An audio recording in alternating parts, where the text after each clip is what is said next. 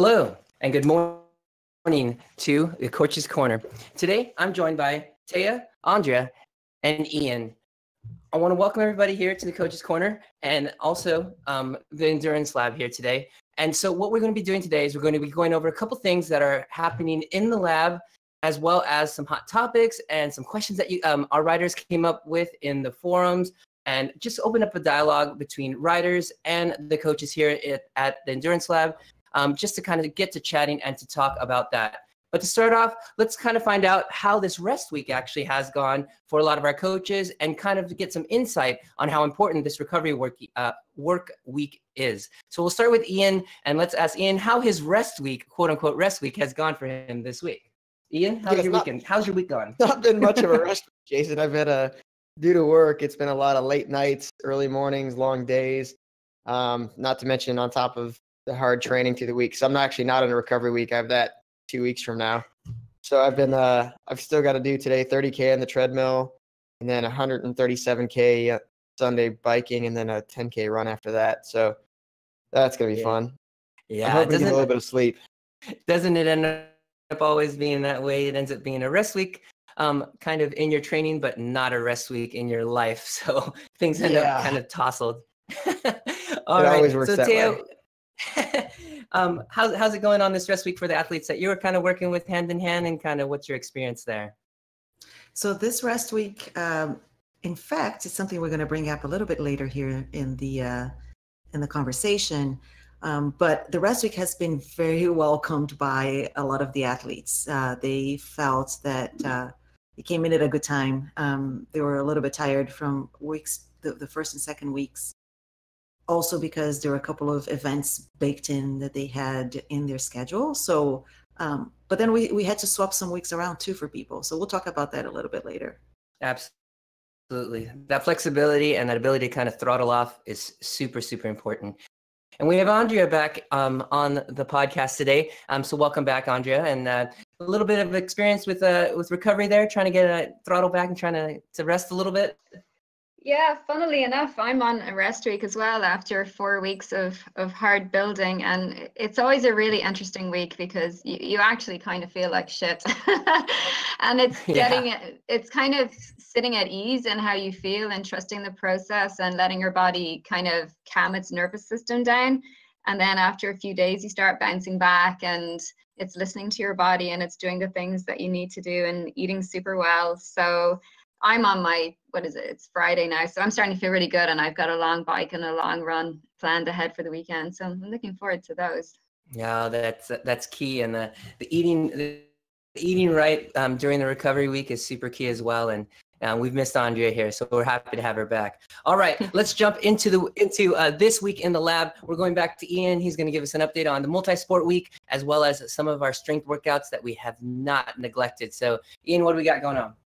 All right, thanks, Jason. We've got this was the first speed work for the multi-sport folks. It was a light one. It was a series of run a 400 hard, then you have over the next 400 building. So walk, slow jog, pick it up. And it was just designed to get the body used to a little bit of that really high intense running work, and that'll take a lot out of you if you're not used to doing that kind of work. You're going to feel it the next day. It's kind of like doing the VO2 max sprints, VO2 max work that we hadn't done for a little bit. First few times, everyone struggled quite a bit. Then on the swim side, we were mostly recovery, except for we had one day that was the steady state 2K swim. And the way we set that up was you get in the pool and you start swimming. There's no warm up, there's no drills. You just get in and you start swimming. Your first few 100 meters are you just kind of loosening up and getting the body warm. So there's no expectation of having fast first 1,000. But then that second 1,000, you want to try and get it to where you're a minute faster, more or less, the first 1,000, and then you do a quick cool down after that. And that's really designed for our long course athletes to get their brain understanding that, hey, 2,000 meters, that's just a norm. That's not a workout, because in a 70.3, your swim is 1.9K or 1.2 miles. So if the body and the brain already think that that's not a big deal, then it makes race day a lot less stressful. And then on the strength side of the house, we really didn't have much this week as a recovery week, and we only had one targeted workout in there, which was just the basic core. But I do encourage everybody to throw some light core in every single day. Even if you don't have a strength workout in there, just throw something in every day. 5-10 minutes, even if it's right when you wake up. do a little bit of that core work that we've been throwing out there, pick one or two different things and just get something in, because that's what really is going to carry your body through later on in the training, later on in a race. Just those hard work days where you're maybe not getting a lot of sleep throughout the week. You'll be surprised if your core starts failing, you just slouch over and your mood goes down, your attitude goes down. That good, strong core will help keep you up. So like I said, don't neglect it. Even if it's not in there, just try and get something. Yeah, I find definitely trying to squeeze a little bit of here and there throughout a week, throughout a work day could be really useful. But like Ian mentioned, trying to find that time just a little bit before, maybe if you're doing it on your wind down before you go to sleep, getting that stretching, a little bit of that work in, or when you wake up to kind of wake your body up is a really great opportunity to just get a little bit of that work in. And you don't even have to change into workout clothes. If you're wearing something comfortable at home and you're watching the news with, others in your family, you can just go to the floor and do some core. Or if you're not wearing anything, it doesn't really matter. It's just right. It doesn't matter. You can do whatever at home. I just remember, I just can picture Taya's house with the two kids, no one sitting on the couches, everybody rolling on foam rollers on the ground while they watch whatever's happening in whatever they're watching their show. Totally. That's pretty funny. Yeah. So not more than once, my 5-year-old has found all the equipment in our little basket and has dumped it all out and found some way to use it kind of creatively there on the ground. So, all right, let's head over to skills and the different workouts we did, because not just because we didn't have intensity doesn't mean that we weren't working on a couple different things. So Taya's going to give us a little bit of insight on what this recovery week was for us. So we brought in pedaling skills, and this week we did high cadence, those that are very helpful for developing that pedaling efficiency and helping delay glycogen depletion and fatigue in the legs. So we worked on that. Again, it's not an easy workout per se, just because even though it's not a quad dominant workout, you work other muscles that you typically might not. So you're really recruiting those hamstrings and calves or your core to keep everything stable and keep the pedaling fast at 100 RPMs. So that's one of the workouts we did this week. We also worked on some VO2 spin ups along the same lines of high cadence, but now at much higher power to keep that system awake. VO2 is one of the pinnacles of this lab. And then we finished up the week with the time trial simulation workout. This one is not a super hard workout, but it's an efficient workout in that you start at 105% of FTP, bring it to sweet spot, and carry that on for a total of an 8-minute block. So you feel that pressure in the legs. Again, great workout to have in a recovery week. And hopefully for the other days of the week, you took easy as we recommended. Yeah, I think that's super key during this week. With the 3 key workouts, you really focus on those and you try to get the recovery down, whether it be mentally, physically, for those following TSS, getting that CTL kind of recovered, and then work from there. All right. So let's go ahead and move forward. What I'd like to do is actually toss this over to Andrea, who's actually going to give us a little bit of tips here on preventing overreaching during intensified training periods. We'll post a link to what we're going to be going over, but definitely an interesting topic, especially coming off of some really tough weeks and going into some really tough weeks here in the lab, in the performance lab. So we'll send it over to Andrea here, and she's going to kind of break that down for us. But I'll post a link to what we're kind of chatting about here after here. All right, Andrea? Hi. Yeah, so these really intense weeks, we have to be able to do them before we even start. And that is where your recovery week now is so important, because you're replenishing your energy, you're optimizing the adaptations from the previous block, you're restoring your normality to the nervous and endocrine system. Hopefully you're getting more sleep, not like Ian. And also you're restoring your muscle and liver glycogen. So these recovery weeks actually set you up for those big volume intense weeks that you do further down in your build blocks. So, pay heed this week, listen to your body.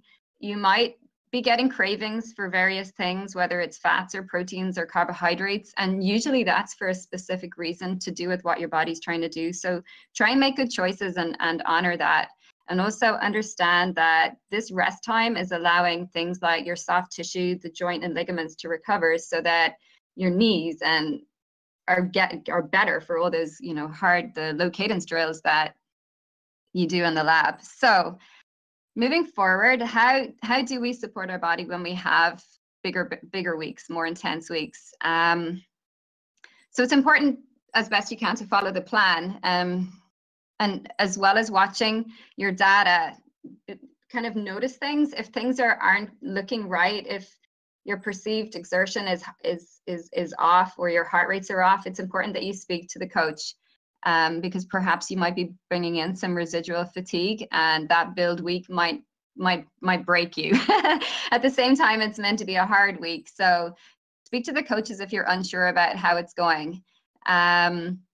You need to ramp up your nutrition during these busier weeks. I know we kind of get into a state of mind that when we train really hard, we can eat what we want, but these are actually the times when we need to give our body even more so that it can keep going through the week.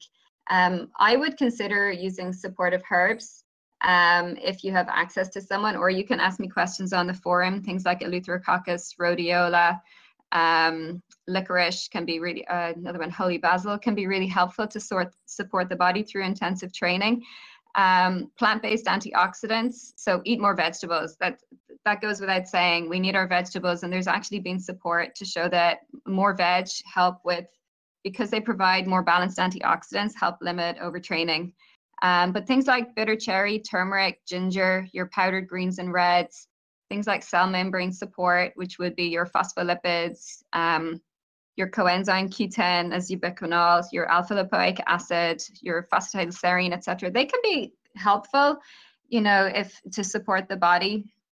For some athletes, adding in a nighttime snack can help with recovery overnight when you're in these intense weeks.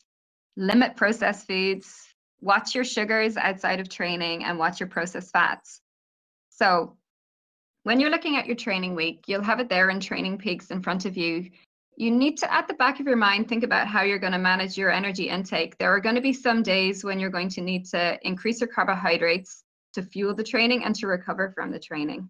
There's going to be times when you're going to have to time a little bit more protein before or after your sessions, because they may have been high intensity or involving some work on the muscles and joints, so that you need to support that recovery.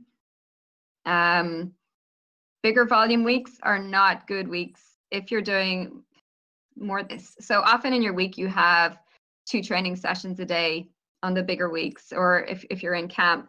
These aren't the weeks to start doing faster training sessions, because you're going to be on the back foot in terms of recovery for subsequent sessions.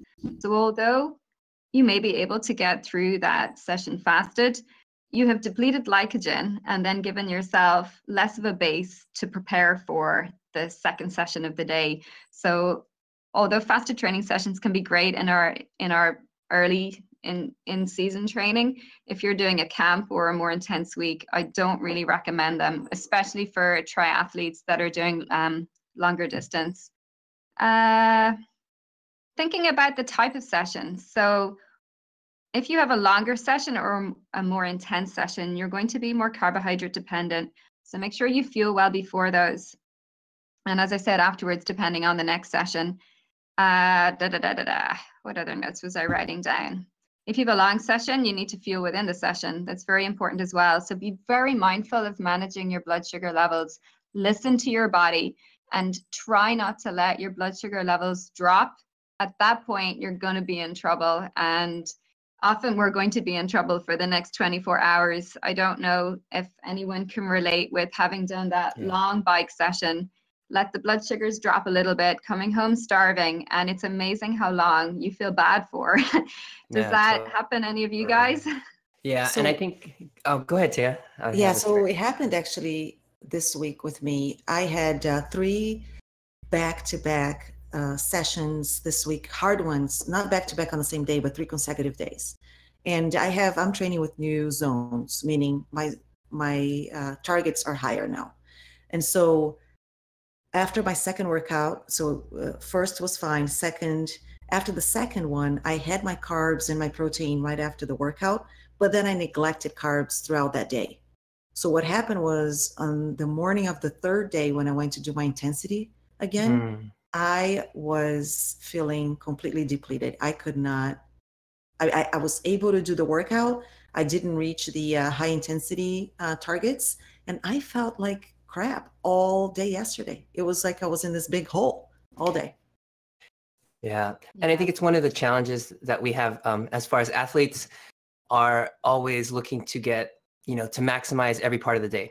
So let's say they're trying to, get a hard workout in, and then they're trying to maybe, drop weight on the other half of the day. And they're trying to do all these things on a super intense week. It's really hard to do. You really got to feel the body appropriately for the type of work that you want it to do.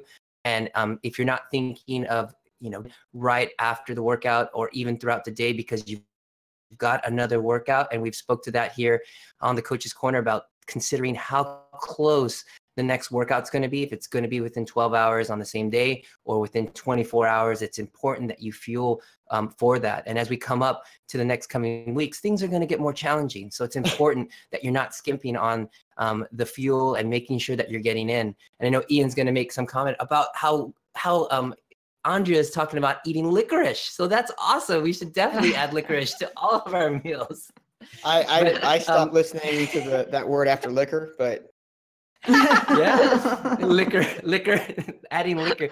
Yeah, so that is actually one thing to look at during recovery weeks. I know there was a couple tips on that post that we had as far as things like on those rest weeks, like limiting alcohol intake, as well as looking at other ways to really, really recover, looking at compression and some cold exposure. But in the Feed Zone podcast, we've talked about alcohol and how it could really hamper your recovery, as well as kind of have some lasting effects. So really take a thought as you move forward into this recovery week, and anytime you have a recovery week, and the use of those days and the use of alcohol and how it can affect different things. That's great. One note on that Yeah. too is Andrea's made some really valid great points, and I think as we move into these harder weeks, the body's not going to want to fuel right when you're done. In fact, stomach's going to be doing backwards cheetah flips possibly. So you have to train the body to take in calories when it's not wanting to, and that's going to pay off down the road in races. But if you don't get calories in soon after these really, really hard workouts, you're going to pay the price. If you're not getting calories in the long workouts, you're going to pay the price. And trust me, I know I do it all the time. When I'm doing my long workouts, early in my season, I do what Andrea was talking about, the depletion or the fasting type rides where I limit the intake, even though I'm doing 3 to 3.5 hours. And I'm usually just destroyed the rest of the day. Even if it wasn't really that hard of a workout, I'm absolutely just shattered. And now that I'm doing much more intensity, I'm focused on forcing myself to eat during the workout, even if it's only a 90-minute workout, and then immediately afterwards, so I can get back at my next hard workout. Like I did on Sunday, as a real long hard swim, followed by Monday was a 10-mile run, followed in that afternoon was a short but really hard swim. Tuesday was another hard swim, and I was completely gassed on Tuesday afternoon, and I had to. But Tuesday evening, I destroyed some food at the dinner I had to go to, and so by Wednesday I felt good again, but Tuesday I was just useless. Yeah. Go ahead. A lot of, and I'm finding this more and more in training, is a lot of times we think we're not doing well in the workout because we're not strong enough, because the FTP is off. That's the first thing that comes to mind. Yeah. But really, I would say more often than not, it's nutrition. Yeah. Yep. Yeah. There's some really interesting points there. And the way Ian was describing early in the season and later in the season, those long slows, the quality didn't matter. Now the quality matters. So when you're fueled, you can hit quality. When you're doing quality, you're forcing the adaptions. And then when you get the fuel in afterwards, you're recovering. Now it's quality fueling, the sweet potato and the rice and the millet, the stuff that's giving you other nutrients at the same time. But also triathletes and cyclists tend to be creatures of habit. So you're sort of in your routine, and it almost challenges people to put more rice on the plate or a bigger potato. And we're so bombarded by the kind of low carb stuff that's out on social media that I think it actually scares people to actually fuel their bodies the way their bodies need. Those higher intent, like Thea, you felt what glycogen depletion felt like, and it sucked. Yeah, we don't use that kind of language in our house, that low carb language. Yeah, not allowed. Good. Yeah. I think one thing too, as we work with athletes that do so much indoor training, from if you count from the time that you finish your workout to, you know, shutting everything down and, you know, getting off the bike and getting, if you're preparing for your next workout or, you know, just cleaning up, you may get to, you know, 20, 30 minutes by the time you're off the bike, you get in the house, you're trying to prepare something, you may be 45 minutes before you even have, you know, food available. So having it right as you finish or cool down, you know, there next to you to just get started on something could be really, really useful. And I've been handing out that tip to having something to get started and to get fueling. And it's been working for a lot of athletes. So consider that. I think it's definitely some good points. Yeah, and also, Jason, no one should be ending their session starving. You shouldn't be stuffed, but you shouldn't be wrecked either. Because when you hit that low blood sugar point, your body will start to release a load of adrenaline, and it's also a trigger for more cortisol because something has to raise your blood sugar levels back up because your brain needs sugar. So that itself is a huge stressor on the body. Yeah. You've just put the body in fight or flight mode. So come in comfortable and ready to eat, but not starving on the floor. Yeah, absolutely. All right, shifting gears just a little bit. There was a lot of talk this week about riders who actually had, you know, rides that they were trying to integrate into our lab schedule, or just, you know, general rides that they were building for. And we're asking a little bit, how could we integrate that into our training, and how does that work with the coaches? So Taya's going to give us a little bit, and we're going to introduce a couple of the rides that some of our riders had and how they handled it in the last week or so. So Taya? So of course, you know, it can be different person to person.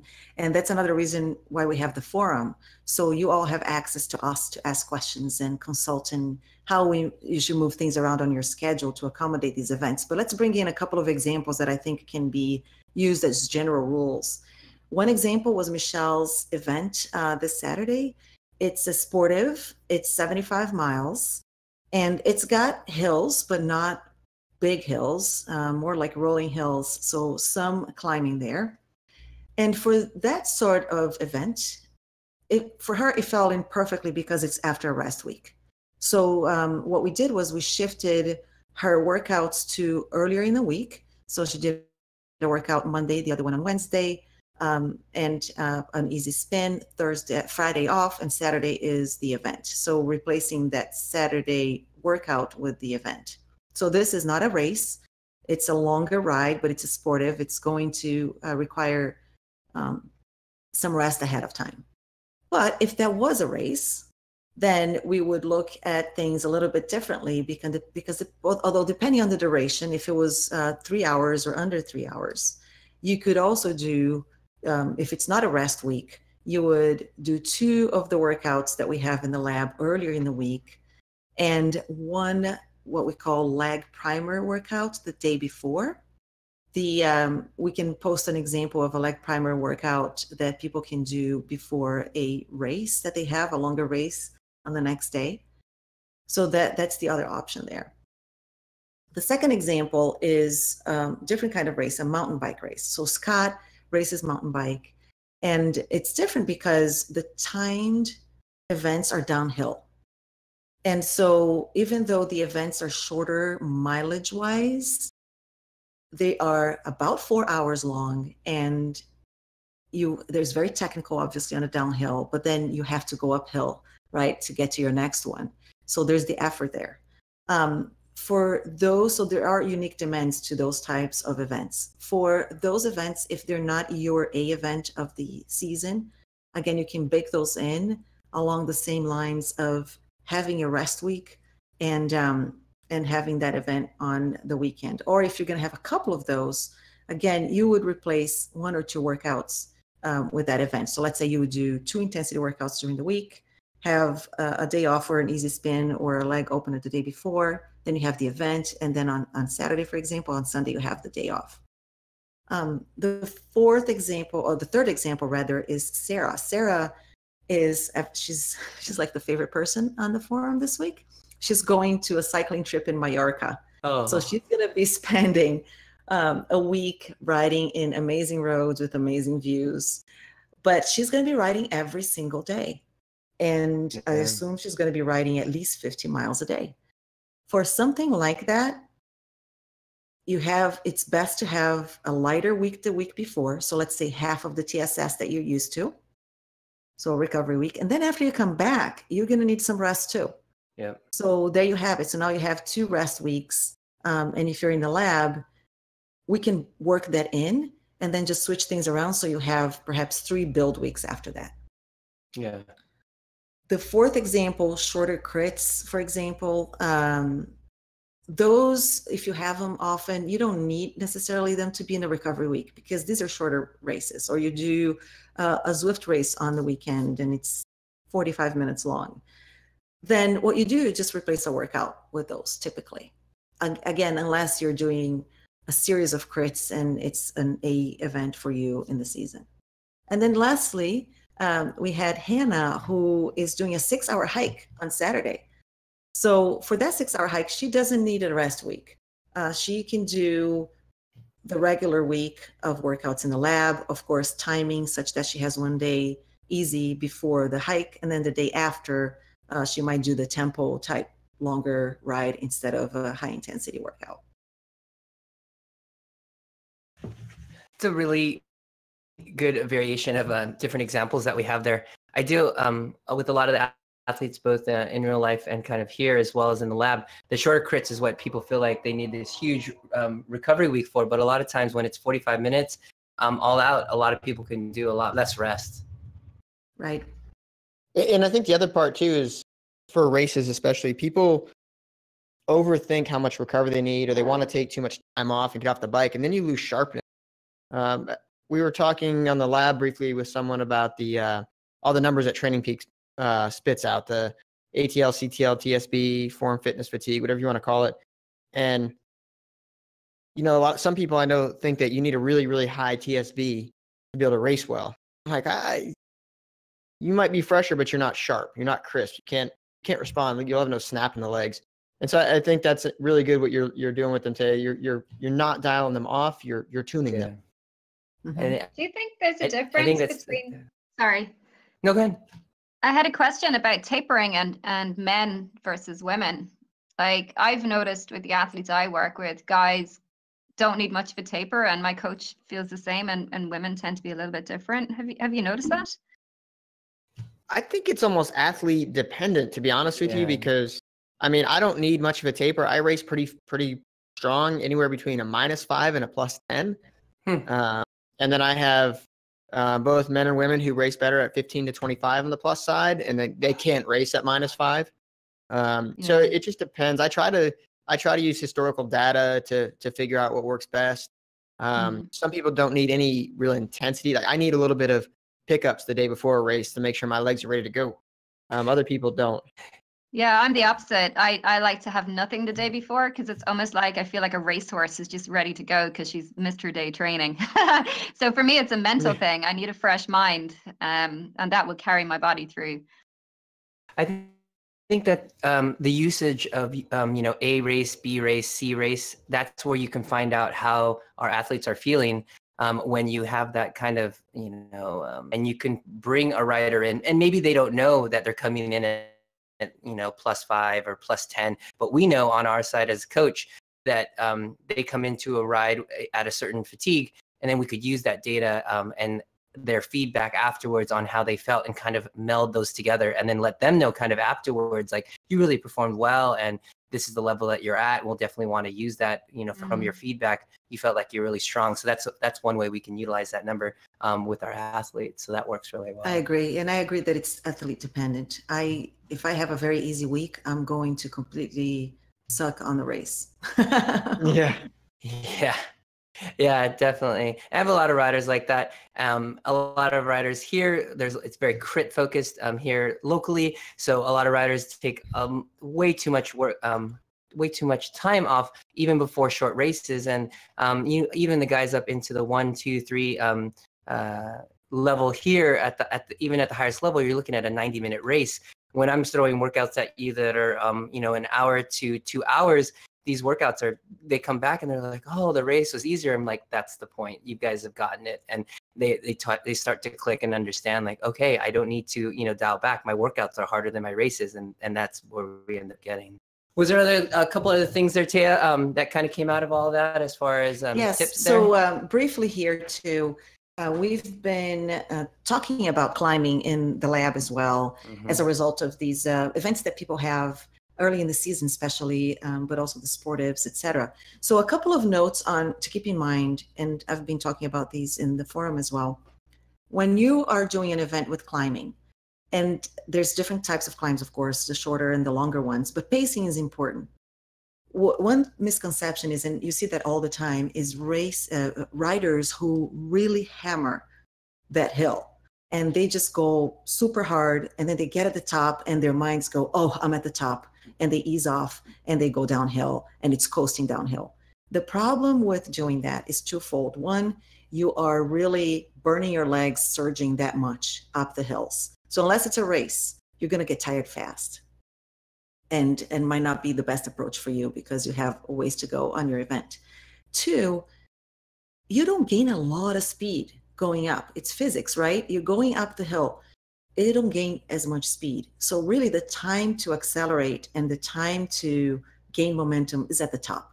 That's when you're getting close to the top, that's when you can accelerate and you carry that momentum over into the downhill. Yeah, we covered that on Skills and Drills a few months ago about how to take that last, and we were talking about how you get over the hills, and I kind of pushed, take them by thirds, and that last third is that as you're coming into the crest and getting over the crest, and you can actually take a 5-second advantage and turn it into 30-second advantage just by getting momentum into the downhill. Yeah, I think it's huge. Yeah, go ahead, Tim. Let's bring in that link when we post the Coach's Corner. We'll post a link to that Skills and Drills live stream too.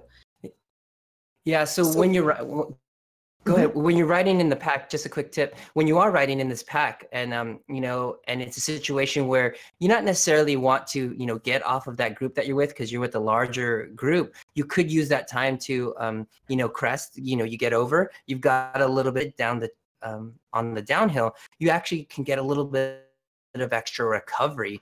And as the group starts to kind of come back together, as they crest, as they go back down the hill, you can use that time because you're not necessarily wanting to go off the front at this time, but you can get that extra by putting out that extra effort. You can get that extra rest actually on the other side. You were saying, Tia? Yes, great point.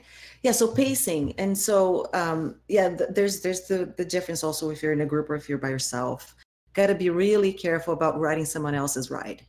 If it's something, if you're in a group and you see that that group or that other person you're riding with is just going at a pace that is just not sustainable for you, or you think it is, and you're feeling just tired, you need to, if you have a power meter, it's perfect because you can look at your numbers and you can see what you're doing, how hard you're going. But being mindful, you can of course you can ride with other people, but being mindful if you're riding their ride. And it's their numbers and not yours and not what you're used to doing in training, etc. So you don't blow yourself up. So if you have a longer hill, also good rule of thumb is you do a pace of about 80% of FTP. So you're going up tempo. Your cadence, if it's too high, you're going to get tired too, because you're now using more of that, heavy breathing. It will make you more tired. If you're just grinding it out, you're also going to get tired because you're recruiting your quads too much and you're flooding your legs with lactate. So we find that happy medium, and then you can alternate the cadence throughout. So I think those are the main topics I wanted to bring to everybody's mind as they're out there doing their climbs. Yeah, absolutely. These skills are actually built into a lot of the workouts coming up in the coming weeks, and you've got a little bit of introduction in the first couple weeks here. So definitely take those to heart. Bring those skills outdoors when you get out and are able to try to utilize these and get a feel for the power. Coming out of so much indoor training as we have for a lot of our athletes gives them an advantage that they understand and are able to kind of hold a power that maybe a lot of outdoor riders are kind of all over the place, spiking power. So use that to your advantage. So some really great tips there. All right. So before we all fall asleep, Ian's going to talk about getting good sleep here and kind of a couple tips on how we can make sure that we are getting sleep. I know Mitch had covered this a couple weeks ago in the Coach's Corner, but we're going to try to bring it all together and see how we can make this happen for our athletes here in the Endurance Lab. Yeah, Jason, one of the reasons I want to do this is we had some other discussions and other forums with people about getting the right amount of sleep. And Mitch covered quite a bit of this, but I think there's a few things that we really want to touch on to reinforce this, because as we come out of a recovery week into what's going to be a slightly challenging week, you really need to focus on getting that rest and letting your body recover. If you don't, you're just not going to recover, period. Even if you're sitting on the couch all day long after the workout, if you're not sleeping, you won't recover. So a few things that I've had to implement in my own life because of this. I tend to be a bit frenetic. I don't know if that ever comes off and how we are in Coach's Corner, but I bounce around here and there. And I had to create a routine. So now I have a routine every single night, somewhere between 8:30 and 9:15, depending. The earlier I can, the better. But by 9:15, my phone goes off and says, "Go to bed." And so I go upstairs. I put on my red lens glasses that I have that block out all blue, yellow, green light, what are normally attributed to the daylight lights, and we'll cover that in a second. And then I brush my teeth, floss, all that jazz. I get everything ready, put on a little bit of ambient noise, which we'll cover in a minute. And then, about 15 minutes into it, I put on some lotion on the feet to make sure they're not too beat up from the training. And then I get into bed, and within usually about 20 minutes of that, I'm out. Sometimes less, just depends. And then I do that every single night. There's no difference. The only time there's a difference is traveling, but for the most part, the only thing that changed are things that I can't bring with me and I can't control. So when I'm in a hotel, I do the same thing. My phone goes off, says it's time to go to bed. Put on my glasses, I floss, brush my teeth, boom, boom, boom. I do the exact same thing every single time. So it's a routine. My body knows as soon as I start, we're going to be asleep in somewhere around 30 minutes. Apart from that, the diet and exercise issues you have to watch out for. When you eat what and when you do what kind of exercises are important. You don't want to eat your powdered sugar donuts at 5 minutes before bedtime. What? I know. It's antithetical, but that's the way it is. You don't want really high sugar items. No coffee right before bed. I mean, usually I like to drink a triple shot of espresso right before I lay down. That helps. So you got to watch that. And the same with the exercise. You don't want to get, and do that super hard VO2 max workout and then try to go right to bed. It's just not going to happen. And likewise, you also don't want to do that really long 2, 3, 4 hour workout and then try to go to bed, because you need to take some of that time to recover, like we talked about earlier. So it's not really ideal to work out really, really hard or really, really long right before bedtime. Now, we start talking to creating a relaxing environment. That doesn't mean we're setting the mood music. It can, if that's what you're into, but it means making sure the lighting that you choose is good for your room. You probably don't need in your bedroom for at night the lights that are super bright lights. The lower dim light, the better. The more orange, the better. The less blue, the better. Yeah. And you can use different tools for that. So I actually have some of the smart light bulbs in my bedroom. Nice. And yeah, so in the morning they come on blue light because that helps wake you up. And in the evening they're in what we sunset mode. So it's like a more of an orangish glow to it.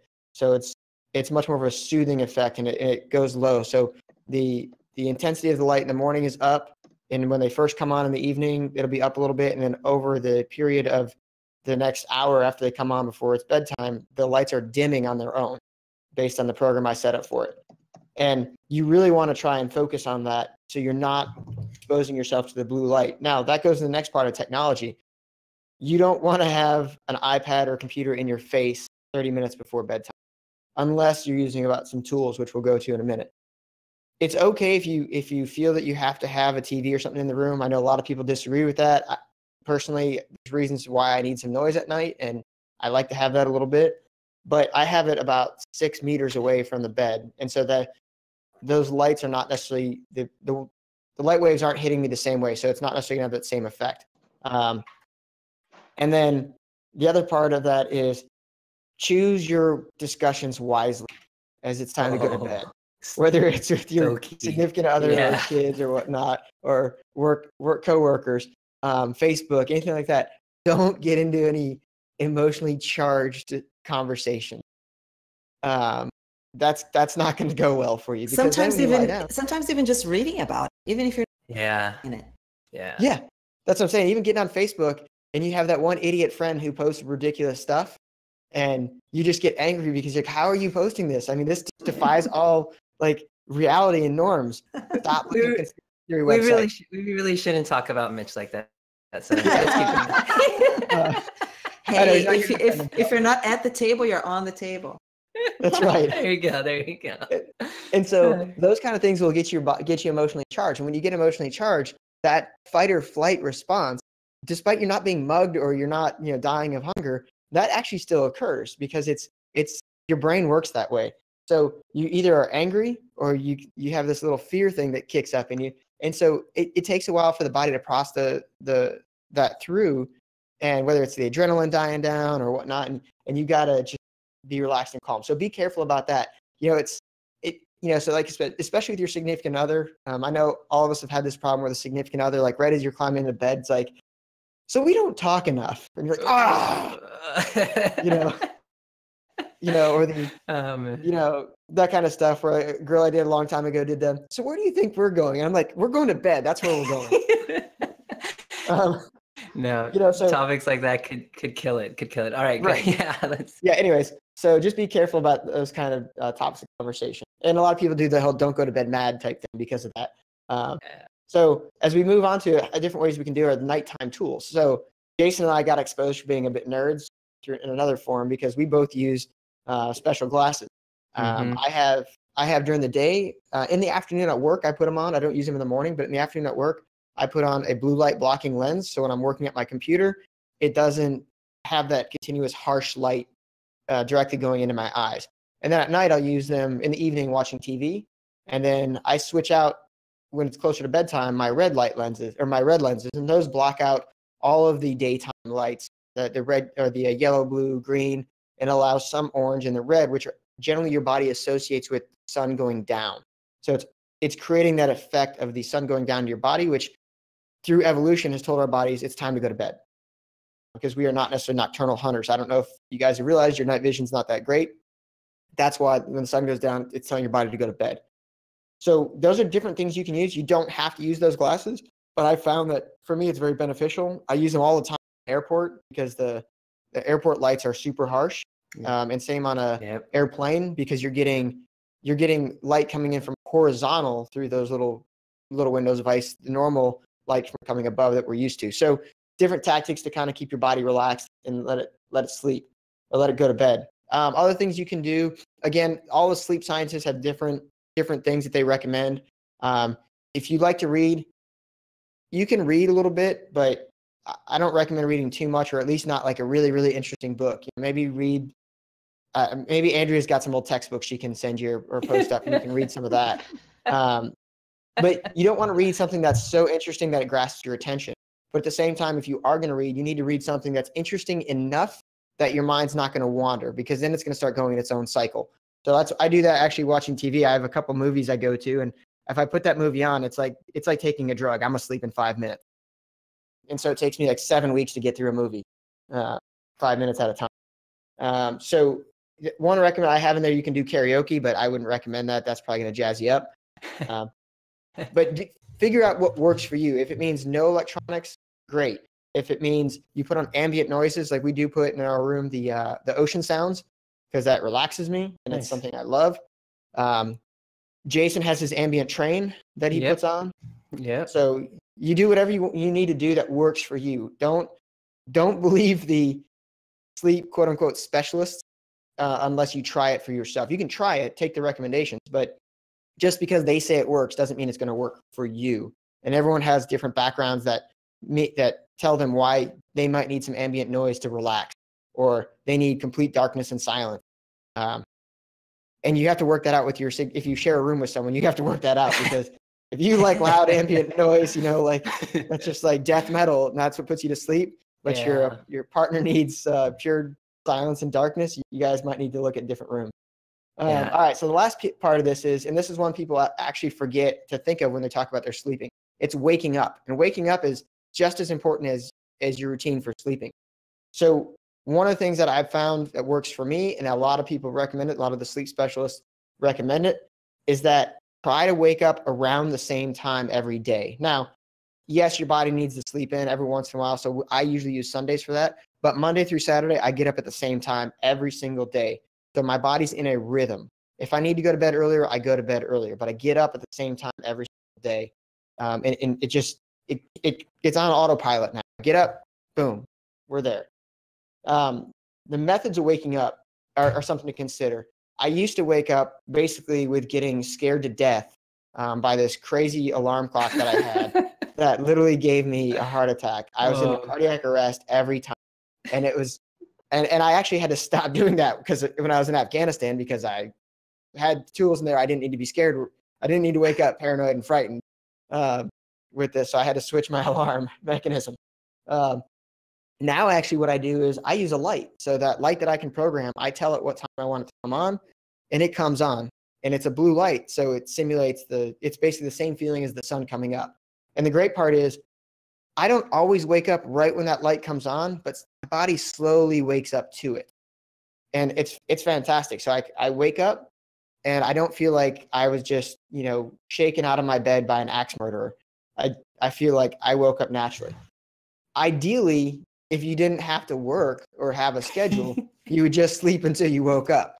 That applies to almost nobody I know. So nobody. Yeah, I would say start looking at it, and then have your routine in the morning. So you get up, you do your first couple things, whatever you do normally, try to do that almost every morning, because you will throughout the day have decision fatigue if you have to keep making decisions all day long. So postpone that by having the first few things you do in the morning on autopilot. Whether it's making your coffee, whether it's drinking your water, whether it's walking the dog, whatever you need to do, make it so that you don't have to make a decision about what you're doing. And if you have all the stuff laid out the night before, you get up and you just go through it. And then your brain can kind of wake up. Even if your body's moving, your brain can take a few minutes to just take a knee, take a breath, go, all right, now we can start the day. So for me, again, a lot of these things are things I've implemented after listening to a lot of different people and trying a bunch of different things. I encourage everyone to try whatever works for you. If you like to sleep hanging upside down, that's cool. If that works for you, it's, chaining yourself into bed until it automatic releases every morning. Figure out what's going to help you sleep the best, and then wake up refreshed and energized. Vice waking up with the eyes closed and barely can open them, where you actually have to use tools to keep them open for the first 30 minutes and just feeling like you're dragging. Because then it's much harder to actually get that morning workout in. Absolutely. I'm super fired up about this topic, but I'm going to go ahead and give a little bit of space for Andrea and Taya here, and a little bit of their experiences of their routines, and anything they wanted to add here about sleep and a light exposure here. Completely 100% dark room here. Yeah. No light at all. Even if there's a night light in the outside of my bedroom, if that light comes through from under the door, I can't have that either. So complete blackout. I walk around, my husband likes to plug every single electronic in the house next to the bed. Yeah. There's all kinds of extensions and USB cords, and everything is being plugged in. And if he's going for a ride the next day, it's the bike lights plugged in and charging, and everything has a blue light on it. What is it with everything having a blue light? So I walk around literally dropping clothes on top of those things to make the room dark. I do the same thing. And I do that after he falls asleep, because if I do it ahead of time, he calls me crazy. Yeah. Well, we already know that, so we don't need to go with that. So how about you, Andrea? Any experience with this and kind of some of the tools and tips that you have for your athletes or yourself? Oh God, I'm opening myself up to tree hugger status now. I've had sleep issues most of my life. Oh God, yeah, here we go. So a big one for me was feeling safe, actually. And I realized when I was sleeping always with my hands covering my neck that I might have had an issue with something. But wow. I think it was just creating safety in my room, and I started doing crazy things, but they worked for me when I tried lots and lots of other things. And that was using, I'm a big fan of crystals, you know, the stones. I use plant and tree essences. For a while, I was using some of the sleep meditations on YouTube. There's a channel called The Honest Guys, and I found that instead of their voice annoying me, it would kind of turn into kind of like a white noise in the background, and it stopped my brain thinking, and then I would sleep better. I sleep well now, but I think it's because I moved out from home when I was very young. So I think if people aren't sleeping, you need to look at some of the things that might be going on in the background. Herbs can be helpful, but some people can be very sensitive and wake up a little bit drowsy on them. I never recommend medication. They create dependence, physical and emotional. But finding your strategy. But yeah, for me, it was putting my crystals around the room, using the homeopathy or the plant and tree essences, and creating that feeling of safety. But training late at night is a big no. That ramps up your nervous system. Getting off the computer, the lighting. They would all be like, Ian, I'd love if you posted your links, because I think they'd be, and Jason, for the technology that you found with the different light bulbs, I think that'd be really, really helpful for people, because I think sleep is a big issue for a lot of people. Yeah, totally. So with this topic, my day job, I'm an optometrist. And so there's a lot of blue light talk with a lot of the technology that we use. So when I sit with patients, and not only am I getting them lined up with their prescriptions and getting their vision clear, both far away and up close, and their health kind of sorted out, we also talk about kind of their blue light exposure throughout the day. And so more and more of the lenses that we prescribe, especially for patients who are in the office a lot of the day and are exposed to this blue light that we're all in front of now, looking at computers, we talk about filters. And those filters of blocking blue light not only help with the sleep situation, but also help with things like macular degeneration and aging of the eye and certain diseases that we're finding later on in life, as far as exposure to these blue lights or this high range of colors that we have throughout the day. So something that we definitely look at kind of on the optometry side of the world. So super great topic. But on the topic of sleep, color and light is huge. So looking at those glasses, we'll definitely post, you look really fun in them, and significant others laugh. And when you're out with others, it's even funner. So, hey, when you're as cool as me, I don't care. Exactly. So normally we have a section for in the feed zone, but we had a really great conversation today. So we're going to jump over to actually lab rat of the week. So Taya, let us know who kind of stood out to us and kind of why, and we'll have a little conversation about them. So Alice Alexander is our lab rat of the week. Alice has been doing the labs for a while now. This is not her first lab, but during this lab, we have been looking at her workouts more closely through a weekly workout review. And we discovered that Alice was really not recovering properly. And that was from simply going for a recovery ride, but that recovery ride turned into a faster ride, or there was a sprint in there, or there was, I'm just going to go for a KOM on this rest day. And really, these things add up, as we know, and as we discussed. And the great thing is, Alice has really realized how important it is to rest. And it's hard for a lot of athletes because you have in your mind that you need to work hard every day to be good, right? To get where you need to be, when the opposite is true. So big shift there. I am betting that Alice is going to see her numbers improve in her workouts when she's doing the actual intensity workouts, but great shift and being in the right track there. So kudos to Alice. Yeah, I want to say this might be her fourth lab. I know she was interested. She was involved with even ones before the endurance lab. But man, as I have commentated on her in many Odivas race, her strengths in the race, being able to follow attacks, being able to make those moves, to make that front group, to make the groups that she has made is huge. So just watching her kind of come up, and a lot of riders in the Odivas race kind of come up over the weeks, over the months of both training and just learning to race with their peers has been huge. So great on Alice. Kudos to her. All right. So we've got our last section here on the horizon. We're going to be talking about the next week in the lab. And so as we wrap up this recovery week, everyone comes in fresh and, mentally strong and physically ready. We're going to crush you down in the next week. So if you take a look at your schedule next week, there's a couple of things that we kind of want to highlight. But one of the things that we do want to talk about is a little bit of accountability. A lot of us are getting that through the Training Peaks app. But there has been some talk about how we could get accountability within ourselves. Maybe Taya, you can give us a little bit of insight on how that's working now, and how are we going back to at least backlog? I think that first week. How does that work? So the for the accountability of the workouts, there's a form. We posted a link in the forum.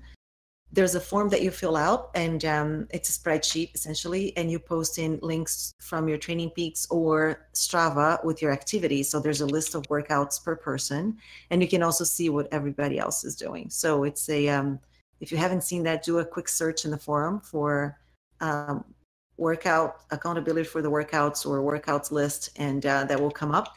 I find that that's helpful for a lot of our athletes to have that tool. Yeah.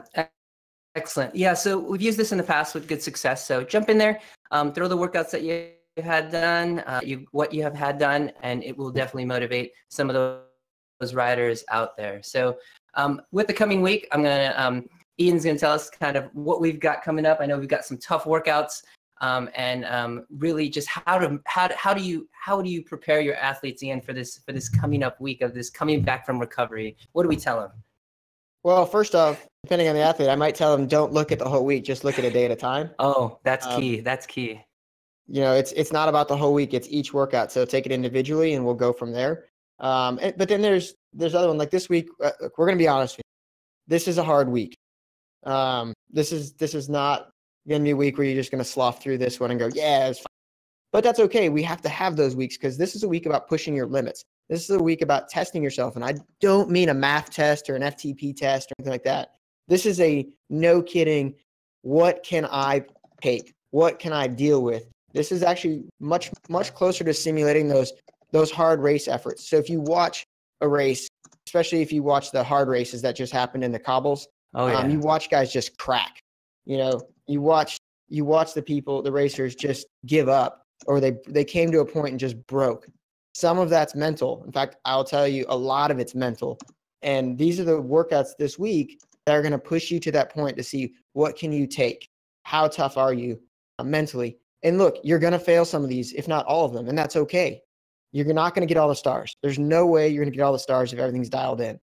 So just look and see what you can do. Push yourself to the point of, is this really, am I tired or am I gassed?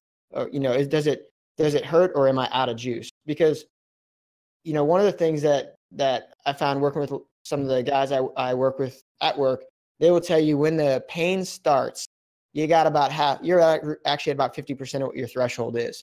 And I'm not talking injury pain. I'm just talking that my legs are burning, I'm tired. You still have a lot left in you because that's your body's initial defense mechanism telling you, whoa, what's going on here? We need to take a look at what we're doing because this isn't sustainable forever. Yeah, that's natural evolution, but you can continue to push through that. And I found taking that concept into my own training that I will try and push myself until I break. And Jason's seen it in some of our races that we do, especially on climbs. I'll do wild suicide attacks and just go until I'm dead or the other people have quit chasing.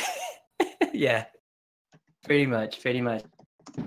But yeah, so on that, just prepare yourself. You're ready. We have prepared yourself for this, and the coaches have definitely put a lot of thought into the coming weeks as we build.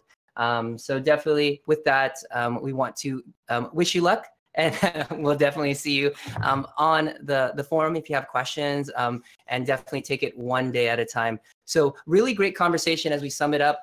Really missed Mitch today. We've got a lot of good talks.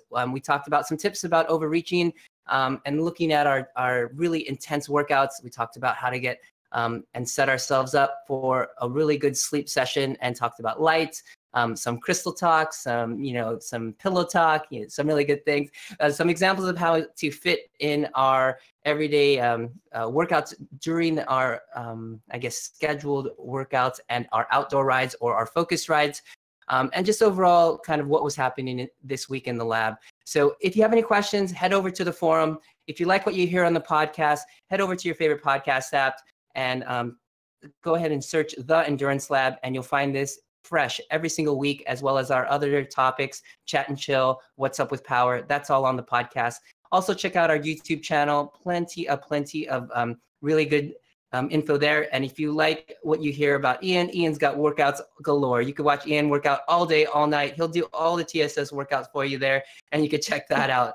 So from the coaches here, from Taya, welcoming back Andrea and Ian, this is Jason signing off from the Coaches Corner. We'll see you guys in the forum and the Endurance Lab, and thanks for joining us today. Have a good day.